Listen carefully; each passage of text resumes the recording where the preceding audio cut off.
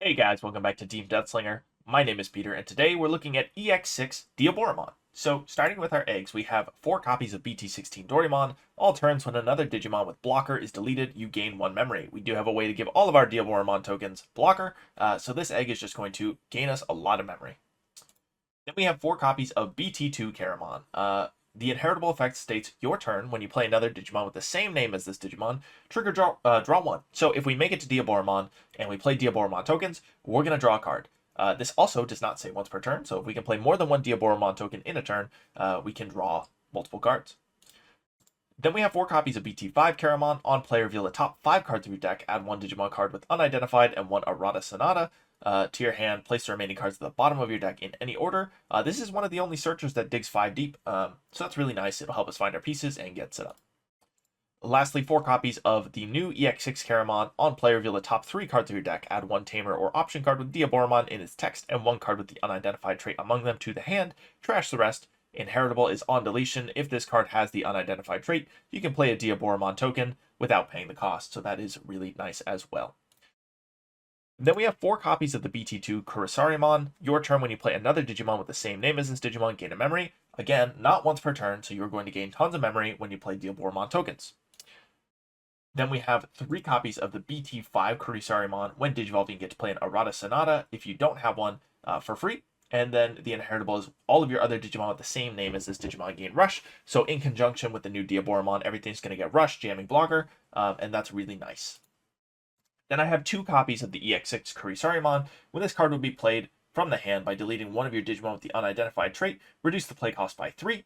And then on play, when Digivolving, delete one of your opponent's Digimon with the play cost 3 or less. So this pops Floodgates, which is really nice. And on deletion, if this card has the unidentified trait, you get to play a token. Again, really nice. These EX6 support cards that let you play tokens on deletion are just fantastic. I really, really do like that effect. Lastly, we have 2 copies of the promo Kurisarimon. All of your other Digimon with the same name as this Digimon gain Decoy Black White.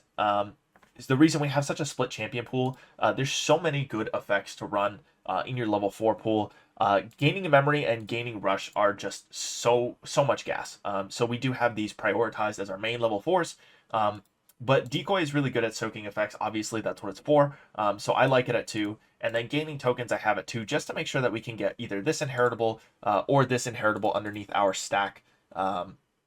Along with one of the BT5 Infermon inheritables. So just making sure we can get a token out of our stack.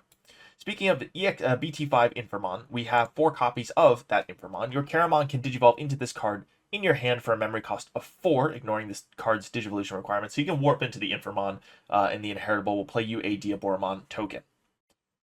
Then we have 4 copies of the new EX6 Infermon. On play, when digivolving, by deleting one of your Digimon with Diaboromon in its name, this Digimon may digivolve into Diaboromon in your hand without paying the cost. So you pop one of your tokens, and this goes right up into Diaboromon without paying cost. The inheritable is when one of your other Digimon with Diaboromon in its name is played, de-digivolve one of your opponent's Digimon. And I think that's a really, really strong effect as well. Constantly shrinking the opponent's board, playing out tokens, getting rush, jamming blocker, shrinking. It's good. It's a lot of effects that do a lot of great things. So I like this Infermon as the cherry on top. The main boss himself, we have 4 copies of the EX6 Diaboromon. Start of your main phase, and when digivolving, you play a Diaboromon token without paying the cost. All turns when an opponent's Digimon is played, you may activate one of this Digimon's when digivolving effects. So every time your opponent plays a Digimon, you're going to get a Diaboromon token. And then all turns, all of your other Digimon with Diaboromon in its name gain jamming and blocker. So again, we're playing out lots of tokens. They're getting jamming blocker. We're going to play them out when the opponent plays Digimon. We're going to play them out when our stacks die. We're going to de-digivolve things. We're going to have protection from the decoy effects. It's just a really nice package. And this EX6 Diaboromon is just a great boss monster. I like 3 copies of the promo Diaboromon Ace. When digivolving, when attacking, you get a Diaboromon token. And then all turns when an effect plays another Digimon, you can delete one of your opponent's play cost 3 or lower Digimon. For each Diaboromon, add 2 to the maximum play cost for this effect. So if you blast into this Diaboromon on your opponent's turn, you're going to have 1 Diaboromon, you're going to play a token, you have 2 Diaboromons, you're going to pop a 7 cost or less, which is really strong. And that's assuming this is the only Diaboromon on your board. If you have another Infermon or something chilling, and a Diaboromon, I mean, you're popping up to 9, then 11. I mean, you get the point. It's just a great blast ace for this deck. 2 copies of Armageddemon. When playing this card from your hand, you may delete one of your Diaboromon to reduce this card's play cost by 12.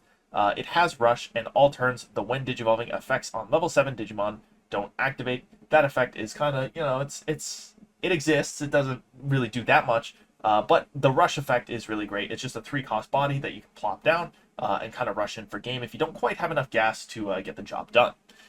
For that reason, I'm running 1 black memory boost. The delay effect will just kind of guarantee that we can get the 3 memory that we need to rush in with that Armageddemon.